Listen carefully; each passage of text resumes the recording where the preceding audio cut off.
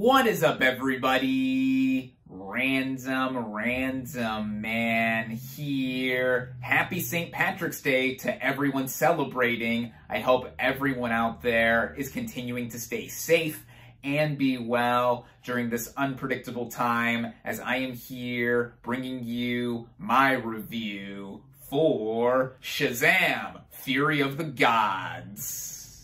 Based on the DC Comics character of the same name, the plot of this superhero film basically follows our title character / Billy Batson, played by Zachary Levi and Asher Angel respectively, as him and his foster siblings must face off against the Daughters of Atlas, played by Helen Mirren, Lucy Liu, and Rachel Zegler.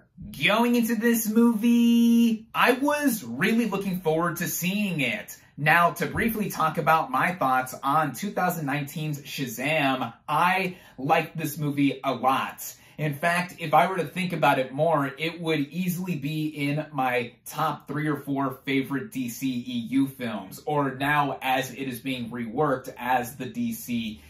But regardless, I thought this was an electrifying and heartwarming film, basically big in superhero form. So now with the sequel, I was game with whatever we were going to get. Before this movie, just this past October, we got Black Adam, which was the supposed spin-off to Shazam, but there was hardly any connection between both of them, despite their comic book origins being closely associated. And of course, the current state of DC with James Gunn and Peter Safran taking over the future of the franchise, all that is in flux. But really, with Fury of the Gods, which was one of the last movies in the can before those two took over, I was just looking for something enjoyable similarly to the first film. Luckily for me, I was able to head out and see this thing in theaters where it is only currently available. Starting out with the cast and their performances, we have Zachary Levi and Asher Angel returning as Billy Batson / Shazam.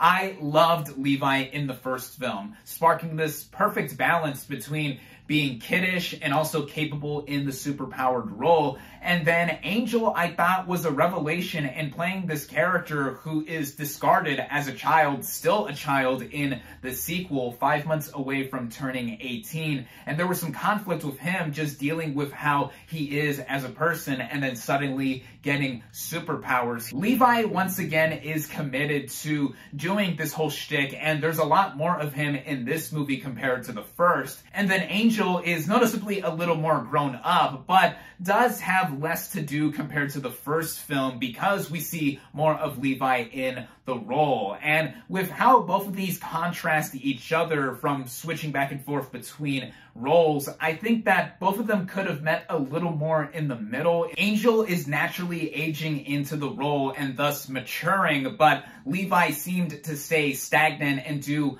more of the same of what he did before, which I enjoyed, but in terms of growth, not much of that was there. However, the supporting cast here really do come into their own as progressions of what was done briefly in the previous film, like Jack Dylan Grazer and Adam Brody as Freddy. And I liked Grazer a lot in the first film as basically the sidekick of sorts to Shazam, and basically witnessing a lot of the cool superpowers at first. And then spoilers, if it wasn't obvious by now, all of Billy's siblings get superpowers by the end of the first movie, so we see more of the likes of Adam Brody as the older Freddy, Megan Good as the older Darla, Faith Herman also coming back as the younger Darla. Both of them in particular, I thought were pitch-perfect casting as the older and younger versions. DJ Katrana and Giovanna Armand also come back as Pedro, Ross Butler and Ian Chen also return as Eugene. And then Grace Caroline Curie also returns as Mary, both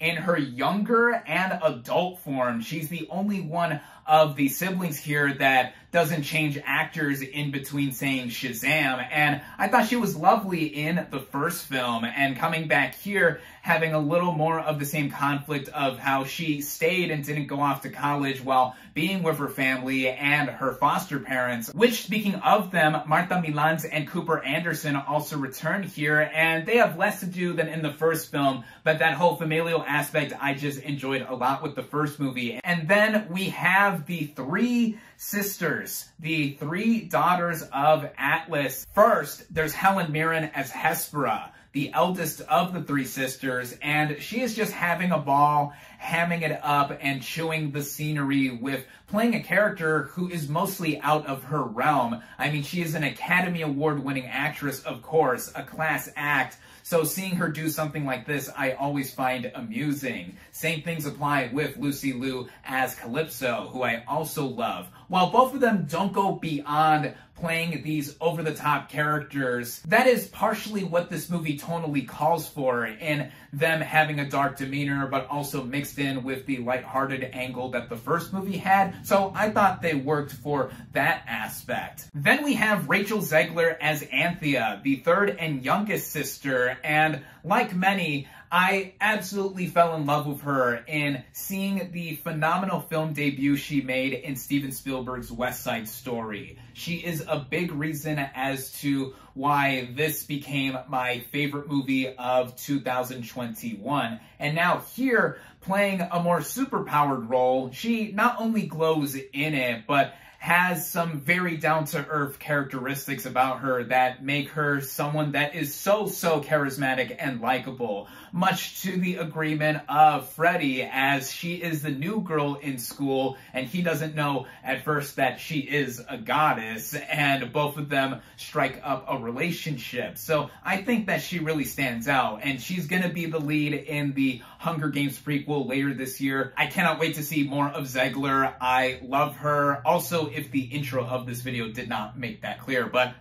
anyway, last but certainly not least, Djimon Hounsou also returns as Shazam, the wizard who initially gave the powers to Billy Batson, and after seemingly looking like he disappeared in the first film, he is back with an integral role to play, and Hounsou shows range as he did in the first film as more of a dramatic actor, but able to do comedic stuff or stuff that leans more on the comedic side, like the Shazam films. So all in all, I think the ensemble here really do come into their own in a lot of ways. The writing of this film reintroduces us to these characters whom we have not seen in a little while, and also reestablishing the tone that was set in the first film in a lot of ways too. But now they are a crime-fighting family, and just like a certain franchise said, family. And it's hilarious too because the Fast and Furious movies are directly referenced in this movie, Helen Mirren herself having popped up in some of the more recent ones. And yeah, that is a big reason why I think these movies do literally stand apart from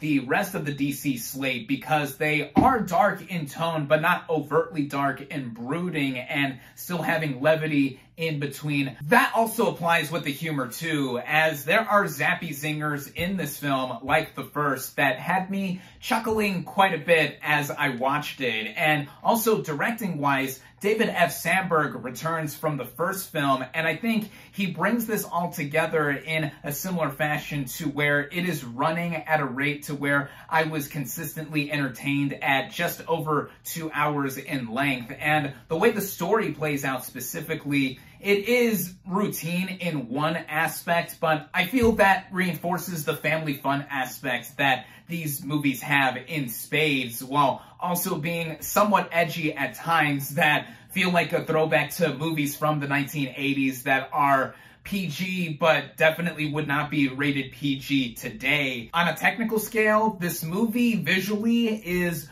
much more bright and colorful compared to the other DC slate recently, what with the characters' costumes themselves being different colors. And then speaking of those characters, when they are flying around and using their powers, they mostly do look good in terms of how they are in the suits, but sometimes there are moments where it looks like they are either fuzzy or in front of a blue or green screen or whatever VFX that are being used here. It's not too easy to get down flying superpowered characters. Then by the time it hits the third act, it does become a huge CGI fest that we have seen done before, but I don't think that it's any more different than anything we've seen in any other recent comic book movies where visually they can either look really good to not. But I think when it all comes together, I do think that the movie does still have a style on its own that does make it feel distinct, especially compared to the other recent DC slate. The score by Christoph Beck felt very triumphant at times, and really, that is what this movie is mainly setting out to do, aside from continuing on with the DC franchise, however discombobulated it is right now. But on its own, as a continuation of the first film, I do think it mostly succeeds in that whole family fun angle. Comparing it to the first, though, I do think it is less lifted of a film. What do I mean by that? Well, in terms of having some hard-hitting moments, there are moments here that do hit, but I think the first delved deeper, especially when introducing the whole idea of Shazam and Billy Batson with how Fury of the Gods is overall as a movie. It has a lot to it that I do think that those looking for something that is popcorn flair and even something that anyone of all ages can enjoy, this is something that I think has your number. If you enjoyed the first film, odds are you will enjoy this sequel. As usual, be sure to stay for both the mid and post-credit scenes. For Fury of the Gods, I recommend it. My final verdict for Shazam, Fury of the Gods is 3.5 out of 5 stars.